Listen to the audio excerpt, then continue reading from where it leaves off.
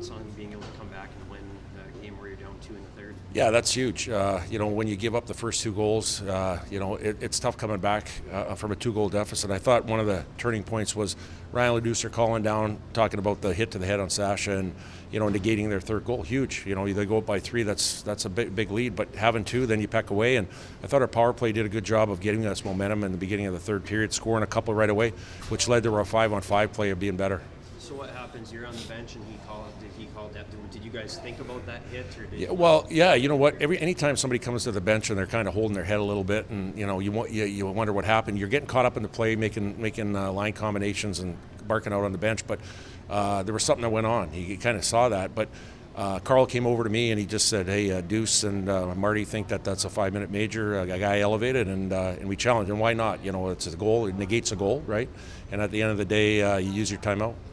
Yeah. What did you think when you heard that there was going to be called a major, and you must feel like you're back into it? Well, for sure. On a few different reasons. One of their better players is out of the game. Number 2 is you get a 5-minute major. You get a chance you score a goal, and like we did, we score another one. You get to score multiple goals if you have an opportunity, which we did. And I think and the last thing is it gives you momentum. Like if your power play snapping it around, which they did, it gives you momentum, which led into our 5-on-5 last 18 minutes of the game.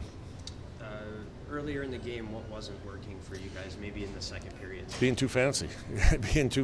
We show a lot of video on how the other team plays, and they flood, they swarm, they get around pucks on forechecks and D-zone coverage, and, they really make it hard on you, taking time and space away. And in that situation, you really have to simplify your game. You have to advance pucks, flip pucks, chip pucks out.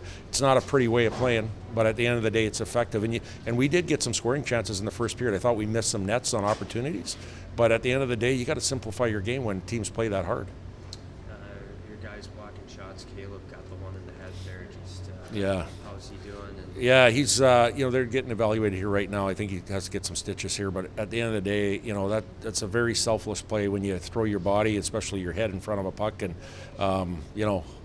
hopefully it'll be all right for tomorrow. But at the end of the day, it says a lot about sacrificing your body for the team, and that's a big part of the win tonight.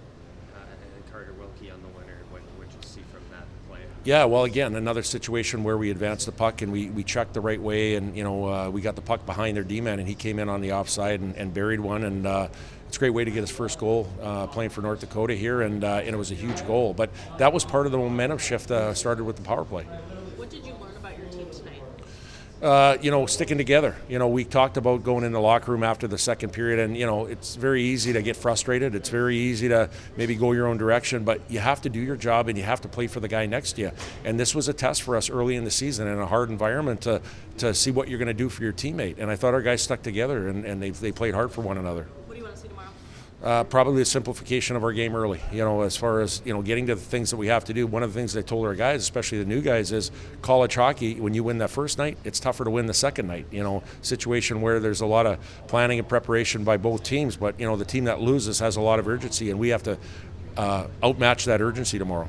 It's about our mentality. I think we didn't have our best start. Once again, we got to figure out the start part, but I love our battle level. We stuck together as a group. There's a little bit of frustration, but I think that turning point, and it's the same as last game against Providence too, and they shot that puck on us. But we have that turning point. We get pissed off. We start playing really, really well and hard. And so we just got to find a way to just start like that, start pissed off, bring that internally, and hopefully that rolls from there. If you heard what I just said. They're gone. All right. Yes. What are you thinking on the bench when you see the challenge come down from up top? Did you know what they were challenging? Yeah, no, I had no idea. My first initial thought was, you got to be kidding me, just because they just scored a third goal and I was out on the ice, and it's my job to not get scored on, and most importantly. But we came back and KG immediately just said, yeah, Deucer said he saw something. So we said, hey, no matter what the call is, whether it's for us or against us, we got a next shift mentality. That's all we preach, is just next shift. No matter if it's a good or bad shift, you got to have a mindset. What was the first minute like of the third when you guys popped both those? It was huge. I don't remember very much of it. It was just a lot of emotion. I kind of lost my voice a little bit, but a lot of passion, a lot of love. Everybody got excited and battled for each other. Then we started to roll and did do the right things, and then it was wave after wave from every line, and what happened on your goal? What you see? Just a No, pass coming no there? idea. I blacked out. No idea. I think, all I remember was kind of kicking it up because I just reactionary, and then mid-air just kind of just knocked it out of the air. So A lot of things to be proud of tonight. What are you most proud of with this group? just our battle level. We stuck together as a group. That's the most important thing. Guys like Mac taking a puck off the head, like that's what it takes. I know it sucks and it hurts, and he's going to get zipped up here, but that's what it takes to win games. Yeah, I feel like we really figured it out, the game plan, and obviously power play stepped up huge at the start of the game, and I feel like towards the midpoint of the second and then after that, especially after the second period, we came in as a group and talked about it a lot and figured out kind of what we needed to do, and I think we just changed our mindset and kind of as a group changed our game plan as well with it, and really went back to how we play at North Dakota hockey and stuff like that. So I thought we just found a way basically to put the first half behind us and move on, change what we could, and obviously it was great coming back and winning that game. What was it like getting your first? First of all, what was the play like from your perspective? What happened? I just saw a chip out, and over the shoulder I saw one of the D-men changing, so I thought maybe I could catch him, and Liver made a great play out to me. I caught it, and then just kind of looked at the net and shot the puck as hard as I can, and luckily went in the net. So it was definitely a surreal feeling and stuff like that. So just excited to get a goal underneath my belt here and kind of lose that nerve a bit for the team and help obviously any way I can, especially it being a game-winning goal and stuff like that. I was more than ecstatic to get that lead, especially the momentum we just had. I feel like it really sucked everything out of Mankato. Looks like you found some UND fans to celebrate with over there in the corner. Yeah, they travel insanely well, so I definitely peeked my head up, saw a lot of black and green, and went right for them. So it was definitely an exciting feeling, and those fans are amazing. That's why you got to give them as much praise and love as you can for traveling this far. It's unreal.